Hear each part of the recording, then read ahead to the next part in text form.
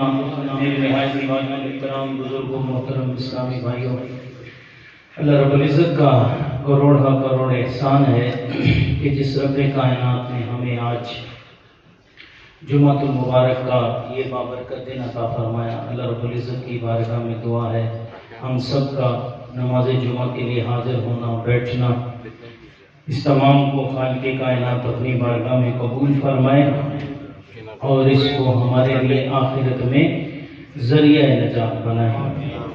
امیر المؤمنین حضرت سیدنا علی المرتضی شیر خدا کرم اللہ تعالی وجہہ الکریم سے روایت ہے، آپ فرماتے ہیں کہ اللہ کریم نے جنت میں ایک درخت پیدا فرمایا ہے جس کا پھل سیب سے بڑا اور انار سے چھوٹا ہے اور مکھن سے نرم ہے، اس جنت کے درخت کا پھل، اور اس کا ذائقہ کیسا ہے؟ مولا علی فرماتے ہیں کہ حضور فرماتے ہیں کہ وہ شہد سے میٹھا ہے، اور اس کی خوشبو کیسی ہے؟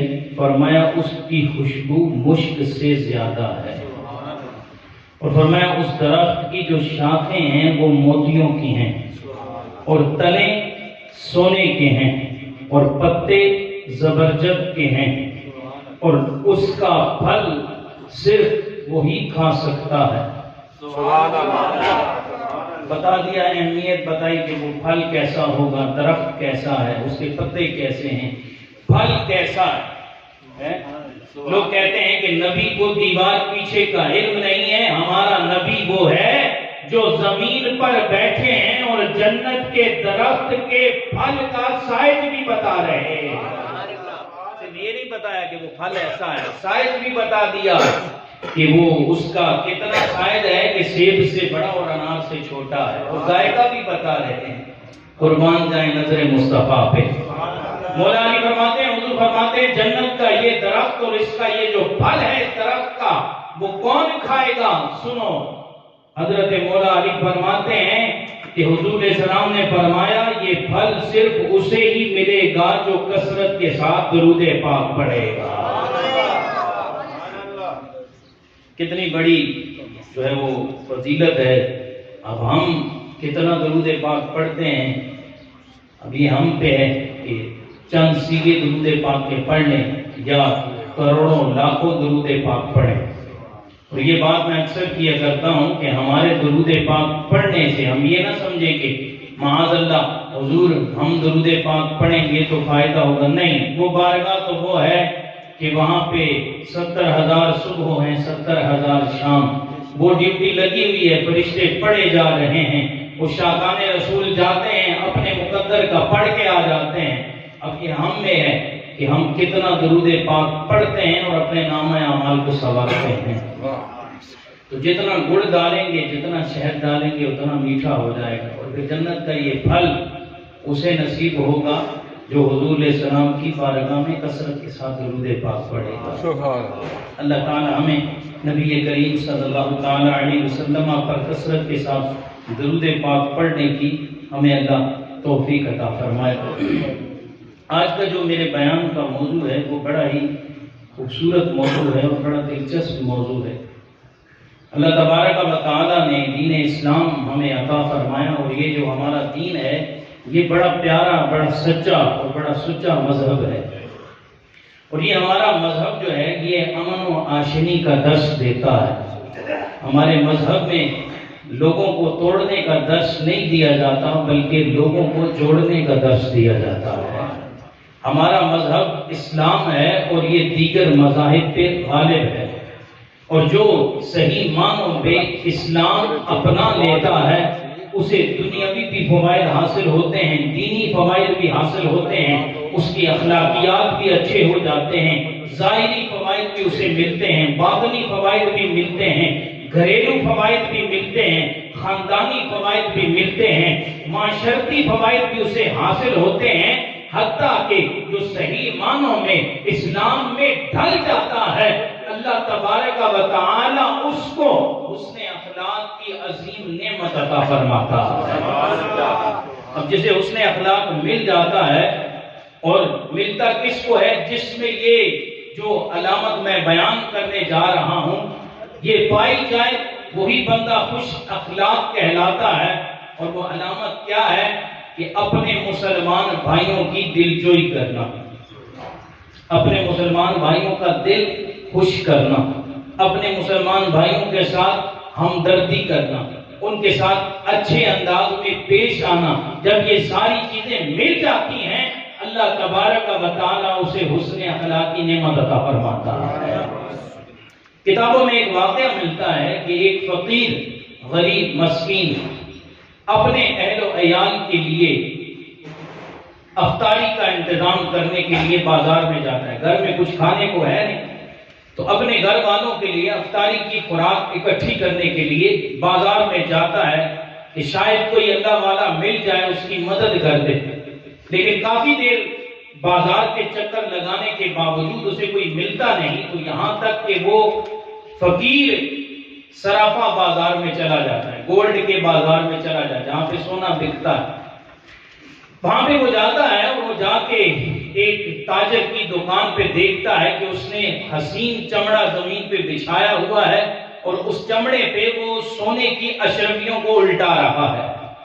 اب یہ فقیر یہ سائل اس کی دکان پہ جا کے سوال کرتا ہے کہ میرے بچے بھوکے ہیں، انہوں نے روزہ رکھا ہوا ہے، کھانے کے لیے افطاری کا سامان گھر میں موجود نہیں ہے، یہ جو سامنے اشرفیوں کا ڈھیر لگا ہوا ہے اس میں سے ایک اشرفی مجھے دے دے، میں اپنے بچوں کے لیے افطاری کا سامان لے کے جاؤں گا۔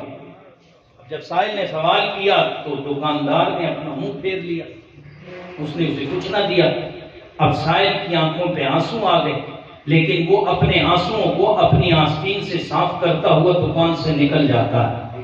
اب جیسے ہی دکان سے نکلتا ہے تو اس دکاندار کا جو پڑوسی ہے وہ غیر مسلم ہے، مسلمان نہیں ہے۔ اب دیکھیے جب بندہ دل جوئی کرتا ہے کسی کی تو رب کیسے نوازتا ہے۔ وہ غیر مسلم ہے، وہ کہتا ہے تو ابھی اس دکان سے روتا ہوا نکلا ہے، وجہ کیا ہے؟ کیا میرے پڑوسی نے تجھے مارا ہے، تجھے تکلیف دی ہے، تجھے کوئی مصیبت پہنچائی ہے تو مجھے بتا۔ اس نے کہا نہیں، اس نے کوئی تکلیف نہیں دی، اس نے مارا نہیں ہے، لیکن ایک چیز کا سوال میں نے اس سے کیا ہے، اس نے مجھے نہیں دیے۔ کہا کیا سوال کیا ہے؟ کہا میرے بچوں نے روزہ رکھا ہے، میرے گھر والوں نے روزہ رکھا ہے، افطاری کا وقت قریب ہے، میں ان کی افطاری کے لیے سامان لینے آیا تھا، ہاتھ میں پیسے نہیں ہیں، میں نے ایک اشرفی کا سوال کیا کہ ایک اشرفی مجھے دے دے، میں اپنے بچوں کے لیے افطاری کا سامان لے کے جاؤں گا۔ تو اب غیر مسلم دکاندار کہنے لگا پریشان مت ہو، اس نے تجھے کچھ نہیں دیا، یہ لے، یہ 10 درہم میں تجھے اپنی طرف سے دیتا ہوں، یہ 10 درہم میں تجھے اپنی طرف سے دیتا ہوں۔ وہ خوشی خوشی لیے گھر چلا جاتا ہے، اپنے بچوں کو افطاری کرواتا ہے۔ رات کا وقت ہے، وہ جو دکاندار مسلمان ہے سوتا ہے، ابھی اس کی سر کی آنکھیں بند ہوتی ہیں تو کیا منظر دیکھتا ہے؟ قیامت قائم ہے اور جنت کے محلات دکھائے جا رہے ہیں، اسے ایک موتیوں کا محل نظر آتا ہے، اور جو موتیوں کے محل کے اندر بندہ موجود ہے یہ اس سے سوال کرتا ہے کہ میں بڑا پیاسا ہوں، مجھے پیاس لگی ہے، ایک گلاس پانی کا مجھے دے دو، میں پیاسا ہوں۔ اور یاد رکھیے میدان محشر 50,000 سالہ ایک دن ہے، سورج بھی قریب ہے، زمین تانبے کی ہے، مصیبت کا وقت ہے، اور یہ منظر قائم ہے، وہ خواب میں دیکھ رہا ہے اور اسے موتیوں کا محل نظر آتا ہے۔ وہ کہتا ہے مجھے ایک گلاس پانی کا دے دو، تھوڑا سا پانی دے دو، میں بڑا پیاسا ہوں، بڑی تکلیف میں ہوں، مجھے ایک گلاس پانی کا چاہیے۔ لیکن اس خیمے سے، اس موتیوں کے محل سے آواز آتی ہے کہ اگر، بڑی پیاری بات فرمایا گیا کہ تو اگر اس فقیر کا دل نہ دکھاتا، یہ خیمہ جو تھا، یہ موتیوں کا محل جو ہے، یہ گنبد نما محل جو ہے، اس پہ تیرا نام درج تھا، اگر تو اس فقیر کو دے دیتا تو تیرا نام لکھا رہتا، اب تو نے اس کو دیا نہیں ہے، تیرا نام مٹا کے تیرے پڑوسی کا نام لکھ دیا گیا۔ بڑا پریشان ہوا، صبح ہوتا ہے، آنکھ کھلتی ہے، فوراً اپنے اس دوست کے پاس جو اس کا پڑوسی ہے، غیر مسلم ہے، اس کے پاس جاتا ہے اور جا کے کہتا ہے کہ یار میرا تیرے پر ایک قرض ہے، وہ میں اتارنا چاہتا ہوں، میں نے تجھ سے کچھ قرض لیا ہے، میں وہ اتارنا چاہتا ہوں۔ کہا کون سا قرض؟ مجھے تو کوئی یاد نہیں۔ کہا کل تو نے ایک مسلمان فقیر کی مدد کرتے ہوئے 10 درہم دیے تھے، میں تجھے 10 کے بدلے 100 دیتا ہوں، وہ جنت کا محل تو مجھے عطا کر دے۔ اس نے کہا وہ محل جو تو نے خواب میں دیکھا ہے وہ میں کبھی تجھے نہیں دے سکتا۔ کہا تجھے کیسے پتا کہ میں نے خواب میں کوئی محل دیکھا ہے؟ کہا جس رب نے رات کو خواب میں تجھے محل دکھایا ہے، اسی رب کائنات نے مجھے بھی وہ ٹھکانہ دکھایا۔ اور فرمایا میں گواہی دیتا ہوں اللہ کے سوا کوئی معبود نہیں، اور محمد صلی اللہ علیہ وسلم اللہ کے آخری رسول ہے۔ سبحان اللہ۔ دل جوئی کے فضائل دیکھو، غیر مسلم تھا، تھوڑی سی مدد کرتا ہے، اللہ تبارک و تعالی دین اسلام بھی عطا فرماتا ہے اور جنت کا گھر بھی عطا فرما دیتا ہے۔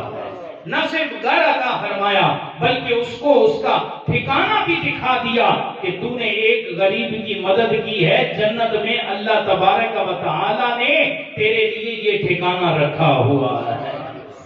یاد رکھیے دلجوئی کرنے کی بڑی فضیلت ہے۔ دلجوئی کرنا، دلداری کرنا، غمخواری کرنا، غم گساری کرنا، یہ تمام ایسے الفاظ ہیں جن کا ایک ہی معنی بنتا ہے، اور سب کا مطلب یہ ہے، ان تمام الفاظ کا مطلب یہ بنتا ہے کہ دوسروں سے ہمدردی کرنا، انہیں خوشی پہنچانا، ان کے دل میں خوشی داخل کرنا۔ الحمدللہ یہ دین اسلام ہمیں یہ چیز سکھاتا ہے کہ جیسے ہم جو چیز اپنے لیے پسند کریں، ہمارا مذہب ہمیں یہ سکھاتا ہے کہ وہی چیز ہم اپنے مسلمان بھائیوں کے لیے بھی پسند کریں، وہی چیز دوسروں کے لیے بھی پسند کریں۔ فرمایا گیا کہ اللہ تبارک و تعالیٰ کے نزدیک فرائض کی ادائیگی کے بعد سب سے افضل عمل جو ہے وہ مسلمان کے دل میں خوشی داخل کرنا ہے۔ کتنی بڑی فضیلت ہے۔ مزید فرمایا گیا کہ بے شک مغفرت کو واجب کر دینے والی چیزوں میں سے ایک چیز یہ ہے، وہ کیا ہے کہ تیرا اپنے مسلمان بھائی کا دل خوش کرنا ہے۔ آج ہم دیکھیں کہ ہم اپنے مسلمانوں کا دل خوش کرتے ہیں کہ ان کا دل توڑتے ہیں۔ آج کہیں ایسا تو نہیں کہ ہماری وجہ سے ہمارے مسلمان بھائی پریشان ہیں، ہم ان کو ایذائیں دیتے ہیں، ہم ان کو تکلیف دیتے ہیں، ہماری وجہ سے ہمارا پڑوسی پریشان ہے، ہماری وجہ سے ہمارا پڑوسی دکاندار پریشان ہے۔ کہیں ایسا تو نہیں کہ ہم اس ثواب سے محروم رہ جائیں۔ نبی کریم صلی اللہ تعالی علیہ وسلم کا فرمان عالی شان ہے، اور فرمایا گیا کہ جس نے کسی مسلمان کو خوش کیا، بڑی پیاری فضیلت ہے، فرمایا جس نے کسی مسلمان کو خوش کیا ایسا ہے کہ اس نے اپنے رب کائنات کو راضی کر لیا۔ مزید فرمایا گیا کہ جو شخص کسی مسلمان کا دل خوش کرتا ہے تو اللہ پاک اس خوشی سے ایک فرشتہ پیدا فرماتا ہے جو اللہ تبارک و تعالیٰ کی عبادت اور اس کی وحدانیت بیان کرتا رہتا ہے، اور جب وہ آدمی مر جاتا ہے، اپنی قبر میں پہنچ جاتا ہے، تو وہ فرشتہ اس کے پاس آ کر کہتا ہے کیا تو مجھے جانتا ہے میں کون ہوں؟ تو مرنے والا آدمی کہتا ہے میں تجھے نہیں جانتا، تو کون ہے؟ تو وہ کہتا ہے میں وہ خوشی ہوں جو تو نے فلاں بندے کے دل میں داخل کی ہے، میں وہ خوشی ہوں جو تو نے فلاں بندے کے دل میں داخل کی ہے۔ اور پھر مزید وہ خوشی وہ فرشتہ کہتا ہے، وہ فرشتہ اس سے کہتا ہے کہ آج جیسے تو نے فلاں وقت میں فلاں بندے کا دل بہلایا تھا، فلاں وقت میں فلاں بندے کے دل میں خوشی پہنچا کے اس کا دل بہلایا تھا، آج اس قبر کی تاریکی میں، اس تنہائی میں اللہ تبارک و تعالی نے میری ڈیوٹی لگائی ہے، میں تیرا دل بہلانے آیا ہوا ہوں۔ کتنی بڑی فضیلت ہے جو کسی مسلمان بھائی کے دل میں خوشی داخل کرتا ہے۔ اور پھر فرمایا کہ میں یہاں تیرے لیے موجود ہوں اور میں تجھ پر حجت قائم کروں گا، اور منکر نکیر کے جواب میں تجھے آسانی کے ساتھ تیرے لیے میں آسانی کا معاملہ کرواؤں گا۔ اور فرمایا ایسا نہیں کہ میں یہاں پہ 2-4 دن کے لیے آیا ہوں، ایسا نہیں کہ 2-3 دن کی میری ڈیوٹی لگی ہے، نہیں، بلکہ اللہ تبارک و تعالی نے قیامت تک میری یہاں پہ ڈیوٹی لگائی ہوئی ہے۔ مسلمان کا دل خوش کرنا کتنی بڑی عبادت ہے۔ اور پھر فرمایا کہ ایسا نہیں کہ بھئی قیامت کا دن آئے گا تو میں تجھے چھوڑ دوں گا، نہیں، وہ فرشتہ کیا کہتا ہے؟ فرمایا کہ میں تیرے لیے تیرے ساتھ رہوں گا اور رب کریم کی بارگاہ میں تیری شفاعت کروں گا.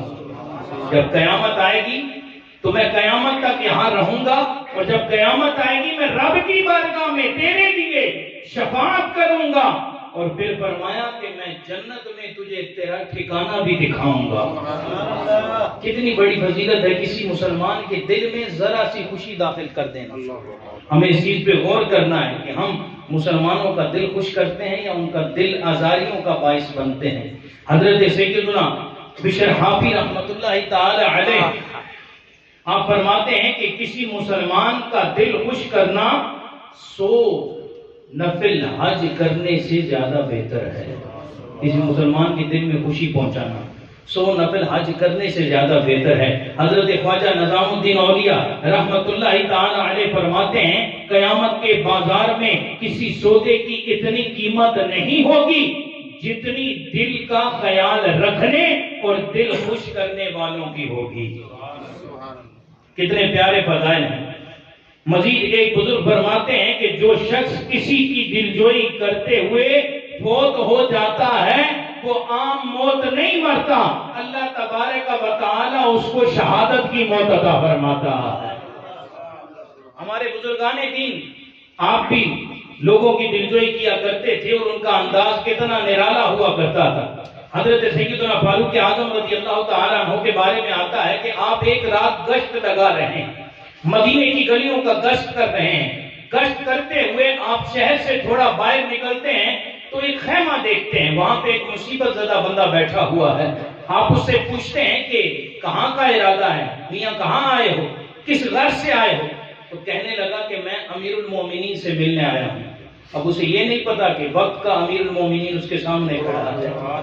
کہا میں امیر المومنین سے ملنے آیا ہوں. اب خیمے کے اندر سے کسی عورت کی تکلیف کی آوازیں آ رہی تھی. کہا یہ عورت کون ہے، یہ ماجرا کون ہے؟ تو اس شخص نے عرض کیا علی جا اندر جو عورت موجود ہے وہ میری بیوی ہے اور اس کو بچے کی ولادت کا سلسلہ ہے اور کوئی عورت اس کے پاس موجود نہیں ہے. حضرت فاروق اعظم فرماتے ہیں تو ٹھہر جا میں ابھی آتا ہوں.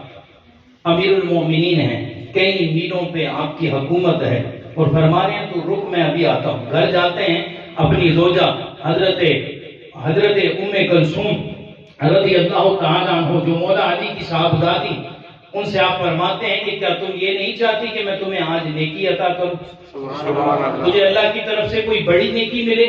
عرض کرنے لگی علی جا کیا وجہ ہے؟ میں تو حاضر ہوں، میں نیکی کمانے کے لیے حاضر ہوں، میں نیکی حاصل کرنے کے لیے حاضر ہوں. کیا وجہ ہے؟ فرمایا فلاں خیمے پہ ایک عورت موجود ہے اور اس کے بچے کی پیدائش کا سلسلہ ہے لیکن کوئی عورت اس کے سرانے موجود نہیں. فرمایا آپ حکم فرمائیں تو میں ابھی اس عورت کے پاس چلی جاتی ہوں.